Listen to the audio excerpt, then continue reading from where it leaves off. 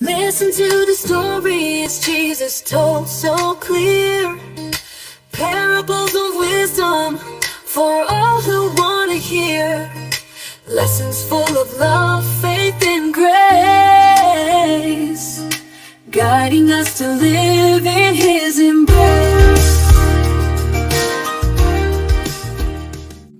കർത്താവായ യേശുക്രിസ്തുവിന്റെ നാമത്തിൽ സ്നേഹവന്ദനം. യേശുവിന്റെ ഉപമകൾ എന്ന ധ്യാന പരമ്പരയിലേക്ക് ഏവരെയും സ്വാഗതം ചെയ്യുന്നു. ഞാൻ ഡോണ പ്രതീഷ്, പെരിങ്കിരി AJ സഭാംഗമാണ്. ഇന്ന് നമ്മൾ ചിന്തിക്കുന്ന ഉപമ മത്തായി സുവിശേഷം 24 അധ്യായം അതിന്റെ 45 മുതൽ 51 വരെയുള്ള വാക്യങ്ങളാണ്. നമ്മുടെ കർത്താവായ യേശുക്രിസ്തുവിന്റെ രണ്ടാം വരവിനെ കാത്തിരിക്കുന്നവർ ക്ഷമയോടെ ദൈവത്തോട് വിശ്വസ്തത ജീവിതം നയിക്കേണ്ടതിനെ കുറിച്ചും, എന്നാൽ അക്ഷമ കാരണം ജീവിതം അവിശ്വസ്തതയിലേക്ക് വഴുതി വീഴുന്നവരെ കുറിച്ചുമാണ് ഈ ഭാഗത്തിൽ പ്രതിപാദിക്കുന്നത്.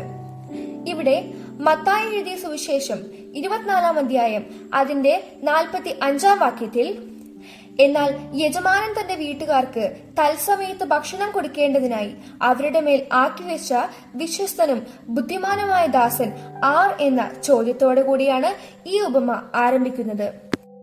ഇവിടെ 2 സ്വഭാവമുള്ള ദാസന്മാരെ വരച്ചു കാണിക്കുന്നു. ഒരു യജമാനൻ തന്റെ വീട്ടുകാർക്ക് ഭക്ഷണം കൊടുക്കേണ്ടതിനായി നിയമിച്ച ദാസൻ യജമാനൻ പോയി വരുവോളം വീട്ടുകാർക്ക് വിശക്കുന്ന സമയത്ത് ആഹാരം നൽകുകയും സംരക്ഷിക്കുകയും ചെയ്യേണ്ടത് അവന്റെ കർത്തവ്യമാണ്. ഒന്നാമത്തെ ദാസൻ യജമാനൻ മടങ്ങി വരുവാൻ താമസിച്ചപ്പോഴും യജമാനനോടുള്ള വിശ്വസ്തതയിൽ ക്ഷമ കാണിച്ച് യജമാനൻ തന്നെ ഏൽപ്പിച്ചു പോയ കൽപ്പനകളെ അതുപോലെ അനുസരിക്കുകയും യജമാനായി കാത്തിരിക്കുകയും ചെയ്തു. യജമാനൻ മടങ്ങി വരുമെന്ന വിശ്വാസം കൈവിട്ട് കളഞ്ഞതുമില്ല. എന്നാൽ രണ്ടാമത്തെ ദാസൻ യജമാനന്റെ മടങ്ങിവരവ് താമസിക്കുമെന്ന് മനസ്സിലാക്കി വീട്ടിലുള്ളവർക്ക് സമയത്തിന് ഭക്ഷണം നൽകാതെയും കൂടെയുള്ള ദാസന്മാരെ അടിക്കുകയും കുടിയന്മാരോട് കൂടെ തിന്നു കുടിച്ച് ജീവിക്കാനും തുടങ്ങി. എന്നാൽ ഈ ദുഷ്ടദാസൻ നനച്ചിരിക്കാത്ത നേരത്ത് യജമാനൻ വരികയും ഏറ്റവും ദണ്ഡിപ്പിക്കുകയും കപടഭക്തിക്കാരുടെ കൂടെ ഓഹരി കൽപ്പിക്കുകയും ചെയ്തു.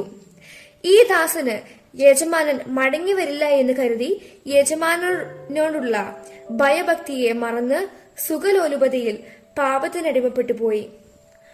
ഉപമയിലെ യജമാനൻ യേശുവിനെ പ്രതിനിധീകരിക്കുന്നു. ദാസന്മാർ യേശുവിന് മടങ്ങിവരവ് കാത്തിരിക്കുന്നവരെ പ്രതിനിധീകരിക്കുന്നു. ഒന്നാമത്തെ ദാസന്റെ ഒന്നാമത്തെ ഗുണം എന്ന് പറയുന്നത് ഈ ദാസൻ വിശ്വസ്തനായിരുന്നു എന്നതാണ്. യജമാനൻ മടങ്ങി വരുമെന്ന് വിശ്വസിച്ച് തന്നെ യജമാൻ ഏൽപ്പിച്ച കർത്തവ്യങ്ങളിൽ മുഴുകി അനുസരണയോടെ കാത്തിരുന്നു. സംശയദൃഷ്ടിയോടെയല്ല ഈ ദാസൻ കാത്തിരുന്നത്.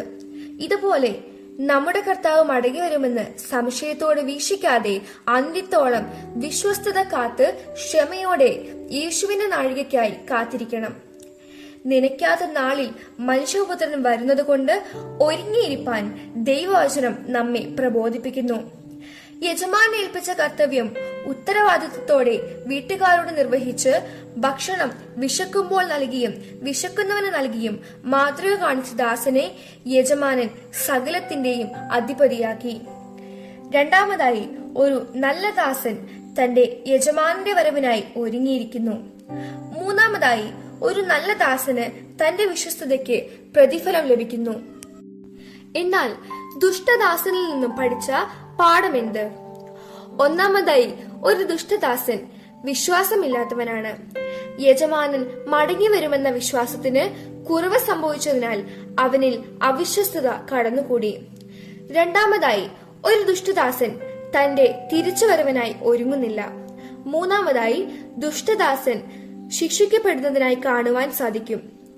കപടഭക്തിയിൽ ജീവിക്കുന്ന ദൈവത്തിന്റെ കൽപ്പനകൾ വിശ്വസ്തയോടെ അനുസരിക്കാത്തവരെ യേശുവിന്റെ രണ്ടാം വരവിൽ കൈവിടപ്പെടുകയും പുറത്തെ ഇരുട്ടിലേക്ക് തള്ളിക്കളഞ്ഞ് അവിടെ കരച്ചിലും പല്ലുകടിയും ഉണ്ടാകുമെന്ന് ദൈവവചനം നമ്മെ പഠിപ്പിക്കുന്നു. പ്രിയമുള്ളവരെ, മത്തായി 24 അധ്യായം അതിന്റെ 45 വാക്യത്തിൽ രേഖപ്പെടുത്തിയിരിക്കുന്ന ചോദ്യത്തിന് ഉത്തരം നമ്മളിലുണ്ടോ? നാം യേശുക്രിസ്തുവിന്റെ വിശ്വസ്തനും ബുദ്ധിമാനുമായ ദാസനാണോ?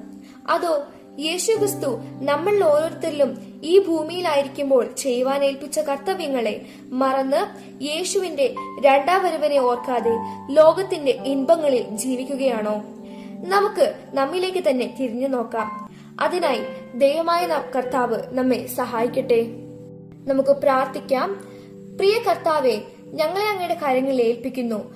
ഞങ്ങൾ ഓരോരുത്തരിലും ഏൽപ്പിച്ച കർത്തവ്യങ്ങളെ ഉത്തരത്തോടെ നിറപടിയായി നിർവഹിച്ച് നല്ലവനും വിശ്വസ്തനുമായ ദാസൻ എന്ന വിളിക്ക് ഓഹരിക്കാരാക്കണമേ.